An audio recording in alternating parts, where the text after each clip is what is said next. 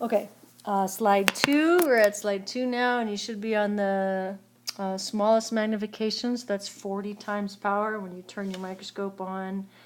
You have the needle actually pointing at what I wanted to point out for this, and that is a different view of a hair follicle. So now you're seeing it from sort of a different slicing angle. If you think about your skin, now we're doing would that be a transverse slice of your skin? So we're looking down on the hair follicle now. Also notice again the difference between the loose irregular connective tissue and the dense connective tissue on top. You can definitely see the difference between the dermis and the epidermis. So let's zoom in now to the yellow magnification, which is 100. And you're going to see, if you move your slide around a little bit, and then focus the magnification, you're going to see that just like your epidermis, your hair follicle has this layer of dead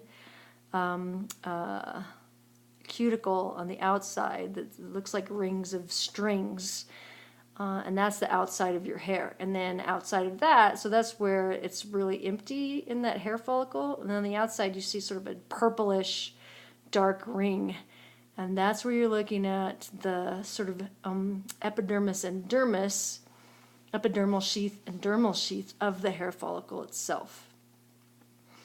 Okay, so let's zoom in one more time. We'll take a look at those cells. So now you should be looking at the actual cells, and you can move around the slide and see how lifelike they are towards the outside, toward the dermis.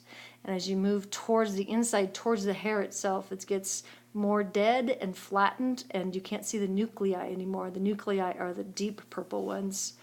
And then in the hair itself, you see kind of these layers of the medulla, and that melanin, the dark purple stuff, the melanin of the hair follicle. If you want to, you can zoom up again to look at this is a pretty good slide of the epidermis. So you see the basal with all those purple nuclei, and then as you move away, it moves pretty quickly into sort of dead, flattened, keratinized stratum corneum. Okay, so that's that. If you can, now move your slide back to where it's looking at the hair follicle. Okay, and then zoom back out, so take it to the lowest magnification again. And turn your microscope off before you move on to the next slide.